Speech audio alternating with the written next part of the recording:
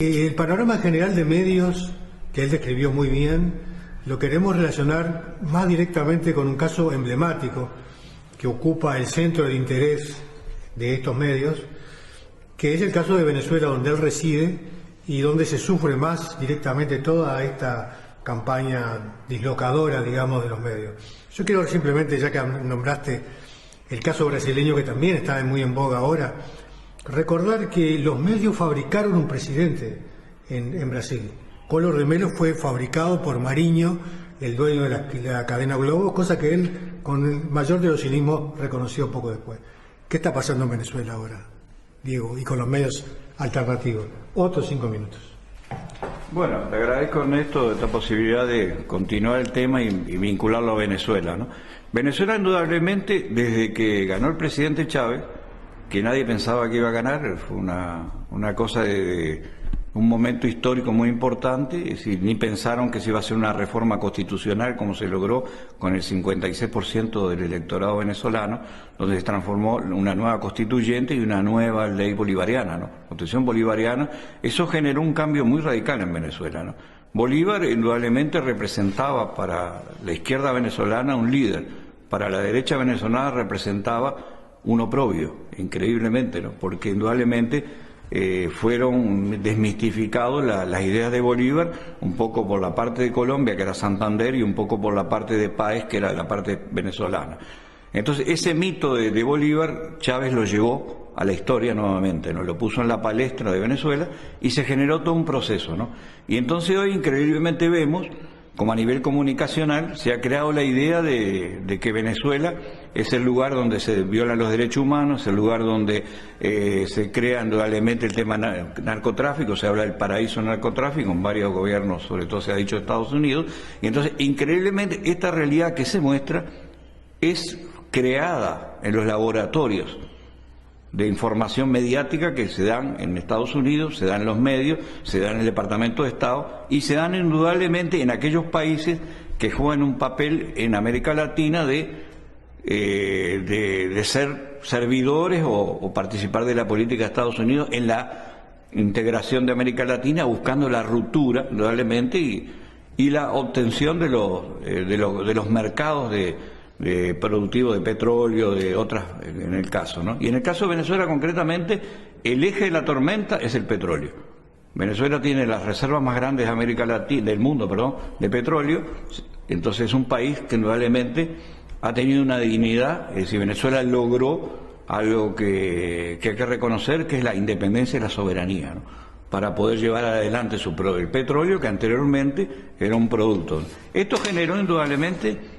La derecha durante 19 elecciones solo ganó una, que fue indudablemente una reforma constitucional que se quería hacer para poder avanzar más en la construcción del proyecto socialista. Eso no funcionó, fue la única. Entonces, la derecha nunca ha podido crear una propuesta de gobierno que satisfaga a la mayoría de los venezolanos. Entonces se ha mantenido históricamente por encima del 50% 18 elecciones a favor. Unas llegaron a 58, otras llegaron, y la mínima fue en el gobierno del presidente Maduro, que fue de 1,5%, ganó él. Eso generó que la derecha decidió que la muerte de Chávez y Maduro era el momento histórico para quebrar la revolución bolivariana. Entonces creó dos mecanismos. Uno, el mecanismo de la guerra económica, es decir, concentrar, llevar, y el dólar paralelo, que lleva a un dólar que se fue al 500% por encima del dólar normal venezolano. Eso generó indudablemente una guerra muy parecida a la que se dio en la época de Allende, que yo estuve en Chile de esa época, y era igualito la forma, cómo manejaban el dólar negro, el precio del dólar y todo. Pero ¿qué lograron ellos? Que en el caso de Venezuela se da el fenómeno que la mayoría de la distribución de los alimentos en Venezuela eran producto de la empresa privada y siguen siendo, así que el chavismo o la revolución bolivariana o el propio Chávez no logró crear en Venezuela en estos 14, 15 años de su vida, de crear una distribución del gobierno o de los sectores populares, sino que siempre estuvo en manos de la empresa privada. Esto lleva a que se crearon varios fenómenos, entre ellos se aplica un plan desde Estados Unidos, que se le llama el Plan Candado, que implica que el problema por debajo con Guyana, que siempre había tenido buenas relaciones, de repente gana un presidente vinculado a la CIA y vinculado a todo eso, y la ESO ingresa a territorios que estaban en litigio y quiere apropiarse de eso, y automáticamente la crisis que había en la frontera con Colombia, una crisis muy grave, porque indudablemente se iba a la mitad casi el 60% de los productos venezolanos se iban por la frontera. Eso no lo dicen los medios, no dice nada. Entonces Maduro toma una decisión de esa histórica y decide cerrar la frontera. Esto llevó a que una campaña enseguida de Estados Unidos de la violación de derechos humanos, y realmente no ha sido comprobado ninguna violación de derechos humanos por el lado. La mayoría de los colombianos quisieron ir, se fueron, y los que se quisieron quedar. Ahora, perdón que te interrumpa, pero la imagen de algunos colombianos atravesando el río con los colchones en la cabeza la pasaron 1000 veces. Sí, ahora, los 5.400.000 colombianos que viven en Venezuela no pasaron ni una. Eso no se sabe. Claro. Entonces vos ves, por ejemplo, y para darte un ejemplo de esa impunidad de Colombia, en el año, no en el gobierno de chavista, sino en el gobierno anterior, de Lucinche, que era Acción Democrática, crearon una ley que no era ni aprobada por el Congreso, que la gasolina que fuera contrabandeada de Venezuela se transformaba en productos colombianos, y hoy automáticamente con toneladas de combustible se robaba. Colombia, que no tiene, ya se le acabó el petróleo, vende gasolina al exterior. ¿Y de dónde sale esa gasolina? Es gasolina venezolana.